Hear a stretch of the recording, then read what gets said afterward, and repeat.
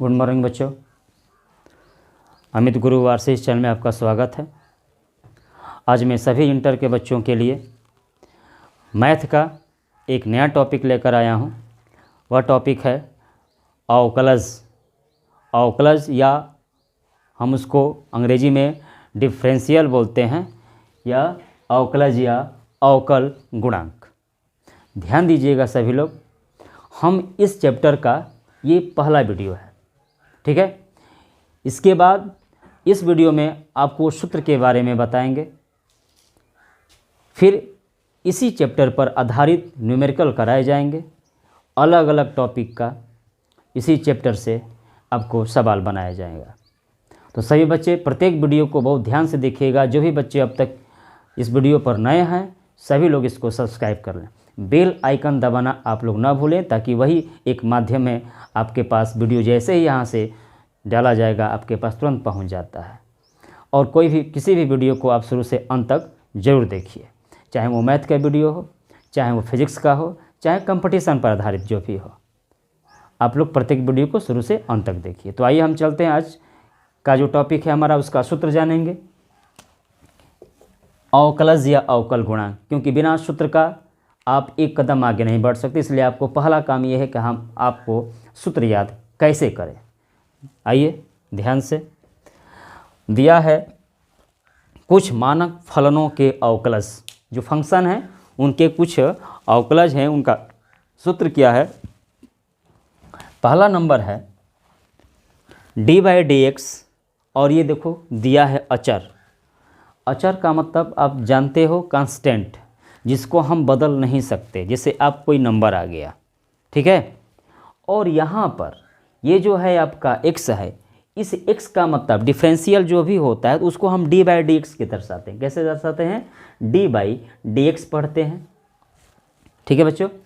तो यह जो x होता है यह इसके सापेक्ष होता है, मतलब x के सापेक्ष। आप इस x के जगह पर जब सवाल बनेंगे तो आप सवाल के आधार पर कुछ भी मान लिखा जा सकता है, यहाँ पर कोई भी अक्षर, लेकिन उस अक्षर के सापेक्ष करेंगे तो नियम पहले आपको जानकारी होनी चाहिए। तो अब आज हम नियम आपको बताने जा रहे हैं, ध्यान से देखिएगा। जैसे d/dx ये अचर है, मतलब कांस्टेंट पद है। तो किसी भी कांस्टेंट पद का जो डिफरेंशियल होता है वो बच्चा क्या होता है? 0 होता है, ठीक है, किसी भी कांस्टेंट का। अब आइए सेकंड है d/dx e⁻x। ये e जो है यह फिक्स रहेगा, यहाँ पर x क्या होगा यहाँ पर चेंज होता रहता है।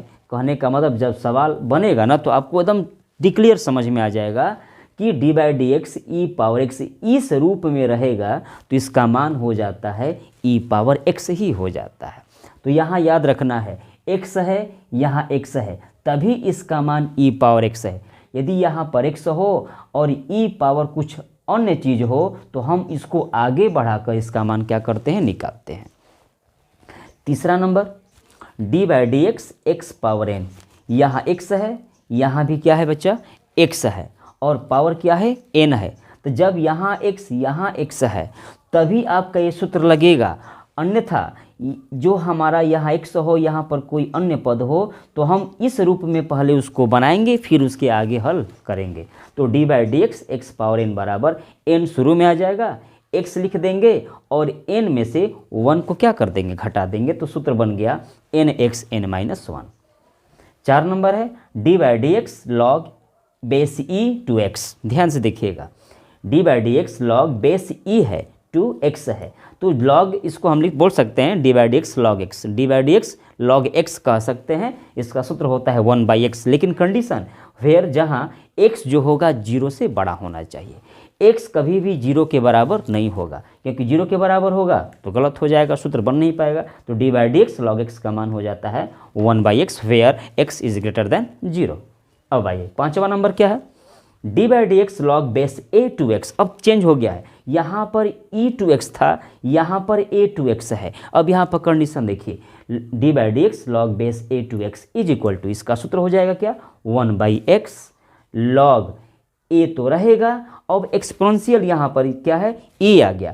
तो हम कह सकते हैं d/dx log base a/x is equal to 1/x log base a to e। Condition देखिए, कंडीशन क्या है, x जो होगा 0 से बड़ा होना चाहिए, a जो होगा 0 से बड़ा होना चाहिए, लेकिन 0 से बड़ा होने के बावजूद भी x का जो a है वह कभी 1 नहीं होगा।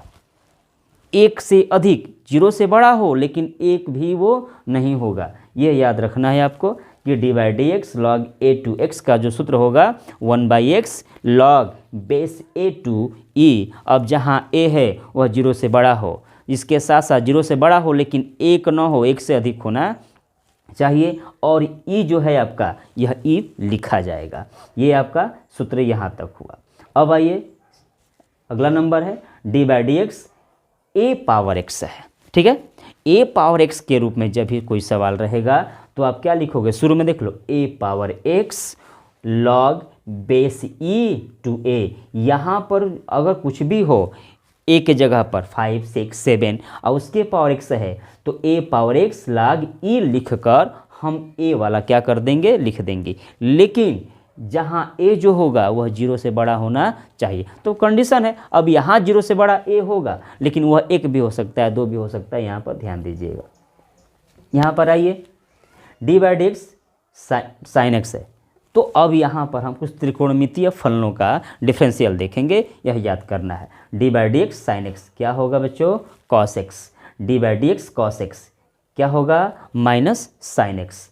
फिर आइए डी बाई डी एक्स, यहाँ पर d by d x tan x sec square x, d by d x cot x minus cosec square x, d by d x sec x into tan x, d by d x cosec x minus cot x into cosec x. याद कैसे करेंगे कि कब plus आ रहा है कब minus आ रहा है, तो ध्यान दीजिएगा थोड़ा सा, जब आप किसी चीज़ का कंपेयर करेंगे तो आपको याद हो जाएगा। यहाँ देखिए साइन एक्स का जो डिफरेंशियल है वह कॉस एक्स है पॉजिटिव में, लेकिन जैसे ही हम कॉस का डिफरेंशियल करते हैं वो क्या हो गया, माइनस साइन एक्स। टैन का जब डिफरेंशियल करते हैं तो हो गया क्या बच्चों, सेक स्क्वायर एक्स। कॉट का जब करेंगे तो ये क्या हो गया, minus cosec square x. Sec का करेंगे तो ये हो जाएगा sec x into tan x, और जब हम ये d by d x cosec x करेंगे तो minus cot x into cosec x. इसमें भी जहाँ प्लस और माइनस आ रहा है, यह टोटल फंक्शन जो है हम लोग का जो निर्देशांक ज्यामिति होता है उसके आधार पर प्लस और माइनस लिया जाता है, ठीक है। तो ये सूत्र जो है आप लोग इसको कंप्लीट कर लेंगे, याद कर लेंगे। बेसिक जानकारी, अभी ये बेसिक जानकारी है, अवकलन का ये बेसिक सूत्र है। इस चीज़ को आप याद कर लेंगे तो आपको न्यूमेरिकल बनाने में कोई परेशानी नहीं होगी, आप बहुत आसानी तरीके से न्यूमेरिकल इसको बना सकते हैं, ठीक है। अब इसके आगे देखिए 2-3 ठे और सूत्र हैं, उसके बारे में हम जानते हैं, ध्यान से देखिएगा सभी लोग। अब हम इसमें आप लोगों को कुछ अवकलजों का बीजगणित बताएंगे, योग, अंतर, गुणन और भाग, ठीक है।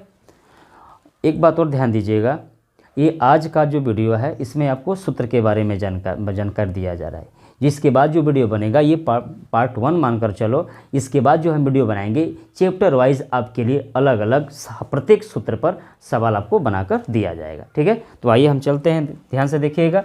अवकलजों का बीजगणित, सबसे पहले हमारा क्या है, योग तथा अंतर। ध्यान से समझिएगा, देखिए d by d x f x plus minus g x, ये एफ एक्स जी एक्स एक प्रकार का फंक्शन है। आप इसको फर्स्ट प्लस सेकेंड, इसे मान लीजिए हम यहाँ पर लिख सकते हैं, आपको ध्यान से देखिएगा, इसे डी बाई डी एक्स प्रत्येक के बारे में हम समझा दे रहे हैं। डी बाई डी एक्स ये आपका कोई प्रथम पद है और उसके बीच में प्लस है और ये आपका सेकेंड पद है।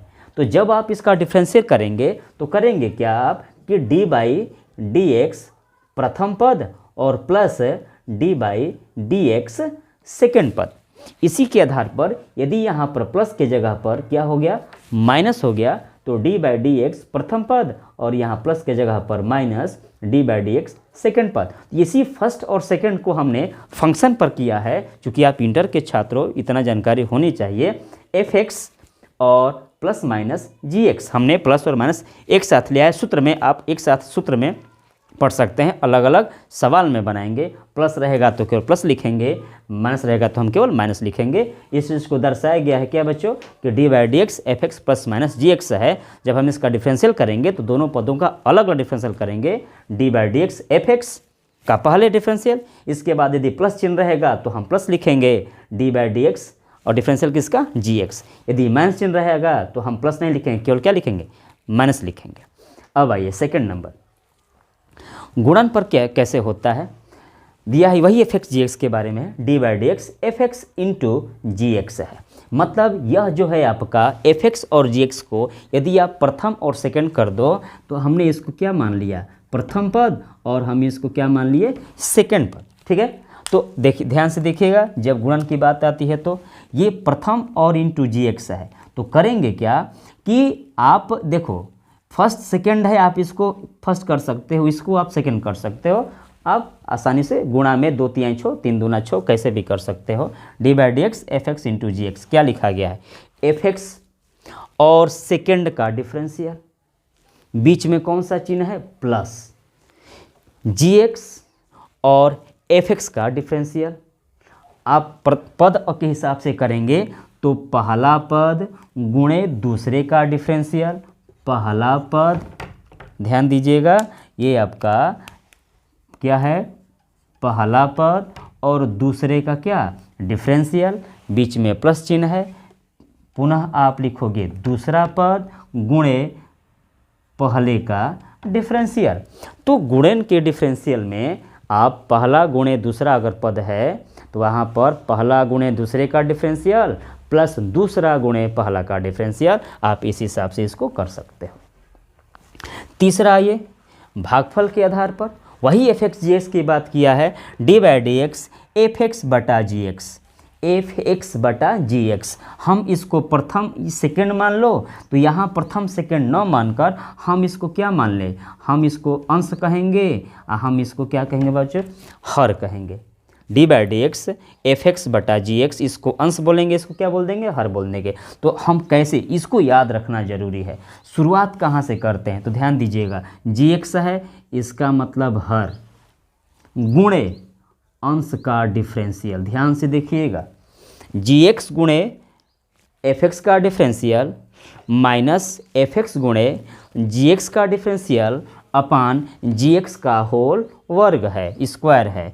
तो अंश बटा हर है तो हम क्या कहेंगे, हर गुणे अंश का अवकलन माइनस, यहाँ पर क्या लिखेंगे, अंश गुणे हर का अवकलन बटा में यह है हर का स्क्वायर। तो जो भागफल नियम है वह f(x/gx) कहिए, अंश बटा हर कहिए। अंश को हम क्या बोलते हैं, न्यूमरेटर, और हर को डिनोमिनेटर।